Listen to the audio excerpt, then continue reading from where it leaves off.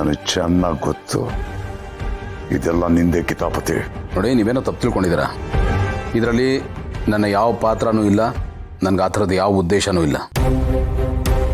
ಇದ್ದಿದ್ರೆ ನಾನು ನಿಮ್ಮನ್ನು ಯಾವಾಗಲೂ ಸಿಕ್ಕಾಕ್ಸ್ಬೋದಾಗಿತ್ತು. ಪ್ರಾಯಶಃ ನಿಮ್ಮ ಪಾಪದ ಕೂಡ ತುಂಬಿದೆ ಅನ್ಸುತ್ತೆ, ಅದಕ್ಕೆ ಹೀಗಾಗ್ತಾ ಇದೆ. ಇದನ್ನೇ ಕರ್ಮ ಅನ್ನೋದು. ಕರ್ಮ ಯಾರ ಅಡ್ರೆಸ್ನೂ ಮರೆಯಲ್ಲ, ಹುಡ್ಕೊಂಬಂದು ಹೊಡೆಯುತ್ತೆ.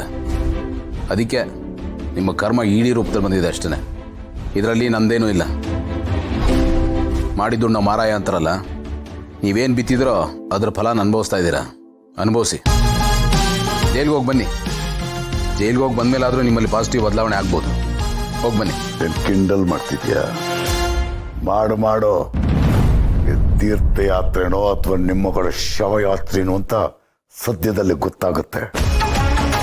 ನಾನು ಹೋದ್ರೆ ವಾಪಸ್ ಬರ್ತೀನಲ್ಲ, ಆಮೇಲೆ ನಿಮ್ಮನ್ನೆಲ್ಲ ನೋಡ್ಕೋತೀನಿ.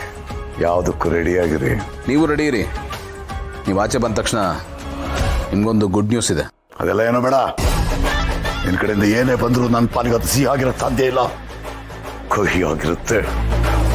ವಾಪಸ್ ಬರ್ತೀನಲ್ಲ, ನೋಡ್ಕೋತೀನಿ.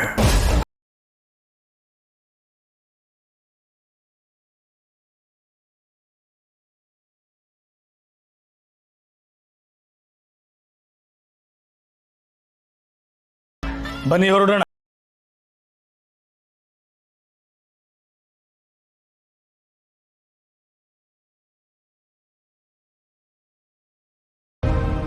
ರಾಜೇಂದ್ರ ಭೂಪತಿ ಅವರು ಏನಂತೆ? ಇಡಿ ಅವರು ಅವ್ರನ್ನ ಅರೆಸ್ಟ್ ಮಾಡಿದ್ದಾರೆ. ಅದಕ್ಕೆ ನಾನು ಕಾರಣ ಅನ್ಕೊಂಡು ಫೋನ್ ಮಾಡಿದ್ದಾರೆ. ಈಗೇನ್ ಮಾಡ್ತೀರಾ? ಅವ್ರೇನು ಜಾಸ್ತಿ ದಿವಸ ಜೈಲಲ್ಲಿ ಇರಲ್ಲ, ಒಂದು 2-3 ತಿಂಗಳು ಬೇಗ ತೊಗೊಂಡು ಆಚೆ ಬರ್ತಾರೆ. ಅವ್ರು ಹೊರಗೆ ಬಂದ ತಕ್ಷಣ ಮಲ್ಲಿನೇ ನಿಮ್ಮ ಮಗಳು ಅಂತ ಅವ್ರನ್ನ ಡೆಲಿವರಿ ಮಾಡೋಣ. ಅಪ್ಪ ಮಗಳನ್ನ ಒಂದು ಮಾಡೋಣ. ಜಾಸ್ತಿ ದಿವಸ ಇದನ್ನ ಮುಂದೆ ತಳ್ಳೋದು ಬೇಡ. ಹೌದು ಗೌತಮರ, ಅವ್ರು ಹೊರಗಡೆ ಬರ್ತಿದ್ದಂಗೆ ಈ ಸತ್ಯ ಹೇಳ್ಬಿಡೋಣ. ಗೌತಮರ, ಭೂಪತಿ ಅವ್ರ ವಿರುದ್ಧವಾಗಿ ಇಡಿ ಅವ್ರಿಗೆ ನೀವ್ ಇನ್ಫಾರ್ಮೇಶನ್ ಕೊಟ್ಟಿಲ್ಲ ಅಂದ್ರೆ ಇನ್ಯಾರು ಕೊಟ್ಟಿರ್ಬೋದು? ನಾನೇ ಕೊಟ್ಟಿರೋದು.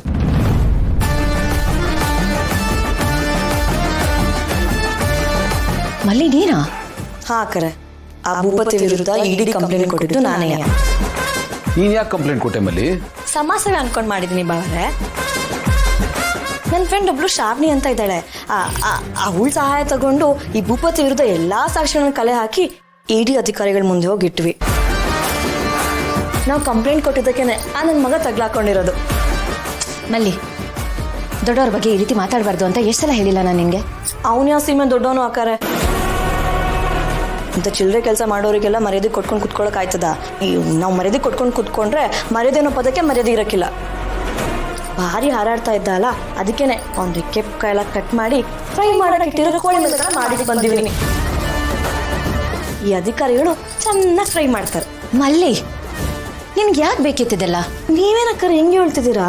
ನಮ್ಮ ಕುಟುಂಬಕ್ಕೆ ಇಷ್ಟೆಲ್ಲ ಕಷ್ಟ ಕೊಟ್ಟವನೆ ನೋಡ್ಕೊಂಡು ಸುಮ್ಮನೆ ಕುತ್ಕೊಳಕ್ ಆಯ್ತದ? ಅದಕ್ಕೇನೆ ಕಂಪ್ಲೇಂಟ್ ಕೊಟ್ಟಿರೋದು. ಇವಾಗ ಸ್ವಲ್ಪ ಶಾಂತವಾಗಿರ್ಲಿ ಅಂತಂದ್ಬಿಟ್ಟು. ಅಕ್ಕರೆ, ನೀವು ತಲೆ ಕೆಡಿಸ್ಕೋಬೇಡಿ. ನನ್ನ ಫ್ರೆಂಡು ಅಧಿಕಾರಿಗಳ ಹತ್ರ ಮಾತಾಡಿದಾಳೆ. ನನ್ನ ಹೆಸರು ಎಲ್ಲೂ ಹೊರಡೆ ಬರೋಕ್ಕಿಲ್ಲ. ಇನ್ಮೇಲಾದ್ರೂ ನೀವಿಬ್ರು ಖುಷಿಯಾಗಿ ಆರಾಮಾಗಿರಿ. ಅವ್ನ ಕಾಟ ಇರಕ್ಕಿಲ್ಲ.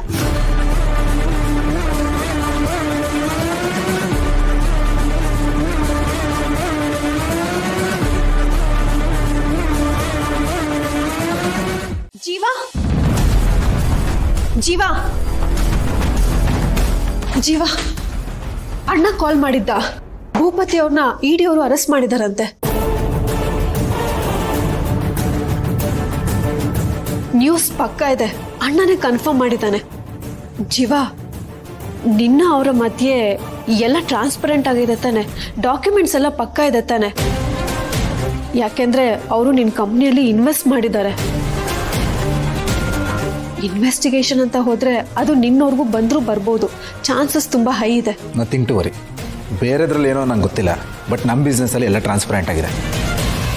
ಇನ್ವೆಸ್ಟಿಗೇಷನ್ ಅಂತ ಬಂದರೆ ನನಗೇನು ಗೊತ್ತಿದೆಯೋ ಅದನ್ನೆಲ್ಲ ಹೇಳ್ತೀನಿ, ಯಾಕೆಂದರೆ ನಾನು ಸರಿಯಾಗೇ ಇದ್ದೀನಿ. ಗುಡ್. ನೈತಿಕವಾಗಿ ಸರಿಯಾಗಿದ್ದರೆ ಅದೇ ಲಾಭ ಕಣೋ. ಎಂಥ ಸಂದರ್ಭದಲ್ಲೂ ನಾವು ಧೈರ್ಯವಾಗಿರ್ಬೋದು, ನಿಶ್ಚಿಂತೆಯಿಂದ ಇರ್ಬೋದು. ಇಲ್ಲ ಅಂದರೆ ಏನಾಗತ್ತೋ ಅನ್ನೋ ಭಯದಲ್ಲಿ, ಗಿಲ್ಟಲ್ಲಿ, ಆತಂಕದಲ್ಲಿ ಬದುಕಬೇಕಾಗತ್ತೆ. ನಾವು ಹೊರಗಡೆ ತೋರಿಸ್ಕೊಳ್ದೇ ಇದ್ರೂ ಒಳಗಡೆ ಅದು ಚುಚ್ತಾನೇ ಇರುತ್ತೆ. ನಾರ್ಮಲ್ ಆಗಿ ಬದುಕಕ್ಕೆ ಸಾಧ್ಯನೇ ಇಲ್ಲ ಆಮೇಲೆ. ನಿಜ ಅಪ್ಪ, ಅದಕ್ಕೆ ನಾನು ಎಲ್ಲ ವಿಚಾರನೂ ಟ್ರಾನ್ಸ್ಪರೆಂಟ್ ಆಗಿರೋ ಥರ ನೋಡ್ಕೊಂಡಿದ್ದೀನಿ. ಅಷ್ಟೇ ಅಲ್ಲ, ನಮ್ಮಿಬ್ಬರ ಮಧ್ಯೆ ಏನೇನು ಕಮ್ಯುನಿಕೇಷನ್ ಆಗಿದೆ ಅದೆಲ್ಲ ರೆಕಾರ್ಡ್ ಆಗಿದೆ. ಅದೇ ನನಗೆ ಸಾಕ್ಷಿ ಆಗುತ್ತೆ. ನನ್ನನ್ನು ಅಷ್ಟು ಈಸಿಯಾಗಿ ಯಾರೂ ಮ್ಯಾನಿಪುಲೇಟ್ ಮಾಡೋದಕ್ಕಾಗಲ್ಲ, ಯಾಕೆಂದರೆ ನಾನು ಅಷ್ಟು ಕ್ಲಿಯರ್ ಆಗಿದ್ದೀನಿ. ಗುಡ್. ಕಾಲ್ ರೆಕಾರ್ಡಿಂಗ್ ಮಾಡಿ ಒಳ್ಳೆ ಕೆಲಸ ಮಾಡಿದ್ಯಾ. ಹಾಂ ಅಪ್ಪ, ಬಿಸ್ನೆಸ್ಸಲ್ಲಿ ಒಂದು ಮಾತು ಬರುತ್ತೆ ಹೋಗುತ್ತೆ. ನಾಳೆ ಏನೋ ಆಯಿತು ಅಂತ ಮಾತು ಬದಲಾಗಬಾರ್ದು ಅಲ್ವಾ? ನಮ್ಮ ಎಚ್ಚರಿಕೆಯಿಂದ ನಾವು ಇರಬೇಕಾಗುತ್ತೆ. ಅದಕ್ಕೋಸ್ಕರ ಕಾಲ್ ರೆಕಾರ್ಡಿಂಗ್ ಮಾಡಿದ್ದೆ ಅಷ್ಟೇ. ನಿಜ ಜೀವ, ದೇವರು ದೊಡ್ಡವನು, ಎಲ್ಲ ಒಳ್ಳೇದಾಗೋ ಥರ ಮಾಡಿದ್ದಾನೆ. ನೋಡು, ಆ ರಾಜೇಂದ್ರ ಭೂಪತಿ ಸರಿ ಇಲ್ಲ ಅಂತ ನಾವೆಲ್ಲ ಹೇಳ್ತಾ ಇದ್ವಿ. ಈಗ ಅದು ಪ್ರೂವ್ ಆಗೋಯ್ತು. ಅವನು ಅರೆಸ್ಟ್ ಆಗಿದ್ದಾನೆ. ಇದೇ ಒಳ್ಳೆ ಸಮಯ. ಅವನ ಹತ್ರ ಇರೋ ಎಲ್ಲ ಬಿಸ್ನೆಸ್ಸು ನಿಲ್ಲಿಸ್ಬಿಡು. ಇನ್ಮೇಲೆ ಅವ್ರ ಸಾವಾಸವೇ ಬೇಡ. ಇದು ಒಂದು ಕರೆಕ್ಟ್ ಪಾಠ ಅನ್ಕೋ. ಇನ್ಮೇಲೆ ಇಂಥವ್ರ ಬಗ್ಗೆ ಹುಷಾರಾಗಿರು. ಹಾಂ ಅಪ್ಪ, ನಾನು ಅದನ್ನೇ ಅನ್ಕೋತಿದ್ದೆ.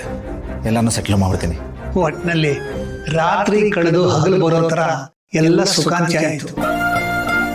ಆ ದೇವರು ಎಲ್ಲ ಕೆಟ್ಟದನ್ನೇ ಮಾಡ್ತಾ ಇದ್ದಾನೆ ಅನ್ಕೊಂಡೆ, ಆದರೆ ಇಲ್ಲ, ಕೊನೆಗೆಲ್ಲ ಒಳ್ಳೇದನ್ನೇ ಮಾಡಿದ್ದಾನೆ.